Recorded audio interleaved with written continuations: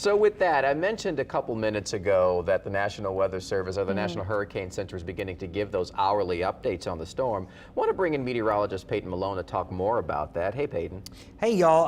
I'm looking at some current radar trends here and some of our buoys that are being and oil platforms. One just gusted to 100 miles an hour off the coast. I don't know if we can take my weather source full here, and I want to show exactly where the strongest part of the storm is at the moment. And we're seeing some intense lightning in it as well. So what we're looking at here, this is a live view over New Orleans.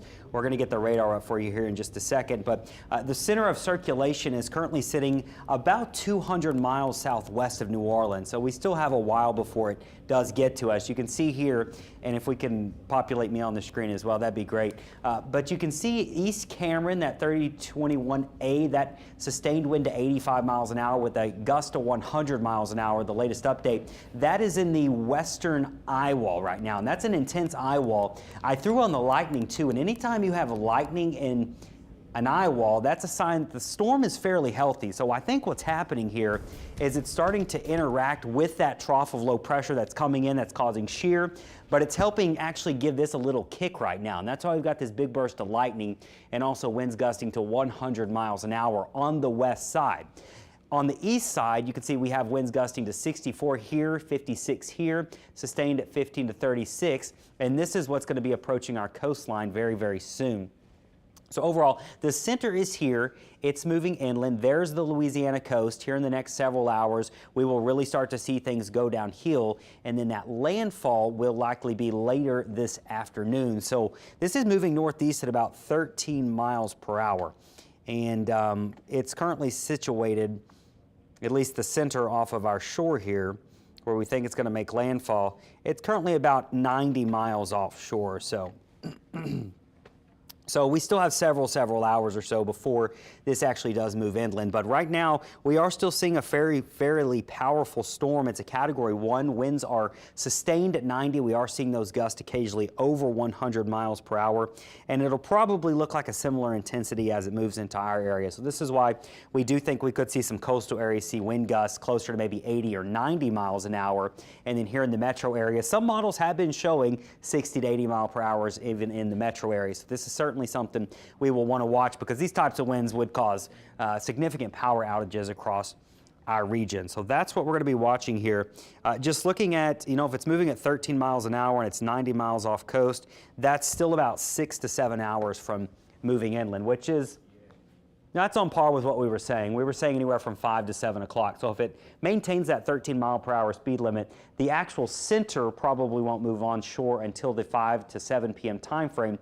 But remember, the worst of the hurricane is before the actual center of the eye gets to you. So all of this will be moving on shore here probably within the next 3 to 4 hours. And that's when I think things really get rough down here on the coast, is after 2 o'clock in the afternoon. So tropical storm conditions are already going to start to move into our coastal areas, and then as we get into the afternoon and evening hours, that center will cross.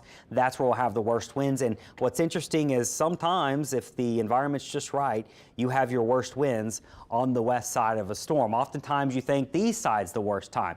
Well, whenever there's wind shear and a trough involved in dry air, you can often get a very powerful western side or western eye wall. And that's exactly what we're seeing right now, as those winds gusted to about 100 miles an hour, and there is still quite a bit of lightning in that eye wall. And studies have shown whenever there is lightning in an eye wall and whenever there is lightning in the core of a hurricane, that is a sign that it is still fairly healthy. Now, we aren't seeing it really intensify, but it's still a powerful storm producing those strong winds. You can see in New Orleans, we're gusting to 28 here at MSY, and just offshore there by about, let's measure it for you, just south of Port Fourchon by about 45 miles. We do have wind gusts to 64. Now keep in mind, a lot of these are elevated platforms, so the winds are higher up on these platforms than what they'll be off the surface. But it just shows you that those tropical storm conditions, they're about to impact the coast here, and they will be on the coast within the next hour, it looks like, maybe even sooner. So let's show you that the yellow reaching our coast by around 12 o'clock to 12:30. So in the next hour, we do expect 40 mile per hour sustained winds to start to impact the coast, and you will likely have higher gusts. You will have gusts starting to get up to 50 to even 60, and then so forth, and they'll continue to increase as the core of that hurricane moves inland. Right now, we do have that core of the hurricane moving very, very close to St. Mary and Terrebonne Parish. You can see those hurricane force winds. There it is making landfall 6 to 7 o'clock this evening. Those hurricane force winds right in there near Morgan City, near Houma, back through Terrebonne Parish. All of this is storm surge getting pulled up into the storm, that water rushing onshore. And then watch that red dot there. That's the hurricane force winds. As it gets closer to the metro, we could potentially see hurricane force winds in the bayou and river parishes. Notice this brings it up right through the heart of the river parishes into tonight. That's at 10 o'clock right there. And that has the worst winds in the river parishes at 10 o'clock, with some significant wind gusts possible in New Orleans. Now, I will say, this is the track, so if you move the track, and some models say it's still coming in closer to Terrebonne, if you shift this over a little bit, or if the storm wobbles a little bit as it moves inland, sometimes they do that. We could see it wobble closer to New Orleans, you could see it wobble closer to Baton Rouge, but that could put those stronger winds in parts of the metro.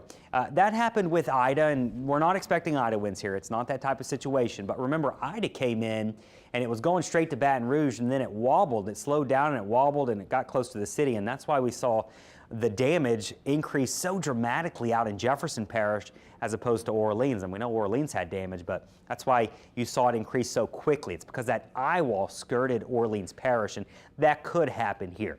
The winds are not going to be as strong, but we could still see some wind gusts 50 to 80 miles an hour across a big chunk of the area.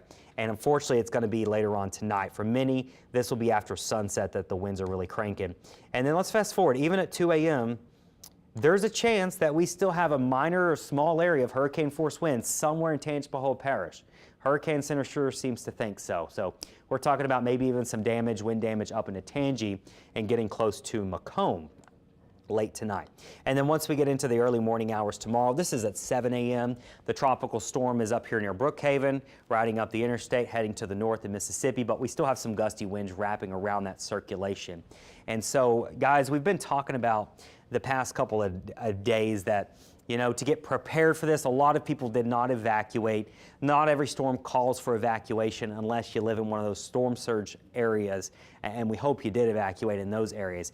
If you do live in a mobile home, if you live in a FEMA trailer, if you live in anything that is not a house that has a foundation tied to the ground, especially in the river parishes, especially in the bayou parishes, and really anywhere, you do not want to ride out this hurricane in a trailer. You simply don't. An 80-mile-per-hour wind gust can do significant damage to a trailer. And so if you've still got a little bit of time to maybe call a friend, go hang out there, maybe go to the church, maybe go to the shelter. I'm sure there's options for you if you're in one of those vulnerable homes there, but you don't want to ride out the hurricane in something that is not a foundation home that is tied to the ground here. We're talking campers. I mean, we're talking anything that could roll here. That is certainly not something that you want to be involved in or in as this hurricane blows inland as we go throughout the day. So overall, the message is this is still a very powerful storm. It's a Category 1, but we have seen wind gusting 90 to 100 miles an hour out in the Gulf. And it's very possible we see winds gusting to that high around the coastal areas. Now, once we get inland, there'll be a little bit less, but certainly some wind damage is expected, and power outages will be expected at this point as we go into the afternoon and evening. So guys, you know what you should be doing right now? Take your cell phone, your iPad, whatever, plug it in, keep it plugged in, keep it on a full charge, because if the power goes out or if you have a dish and you watch us that way, you know that's going to go out in the middle of a storm more than likely. So you can watch us on your app. You can download the app. You can watch us on our WWL Plus. There's many ways to stream us during events like this, and luckily, there's many ways to get messages from meteorologists during events like this. So just keep that in mind, doing those last-minute preps right now before things really start to go downhill here in the next, well, several hours along the coast, guys. So with that, Peyton, you're saying you're going to go plug your phone in? I do need a plug. Yeah.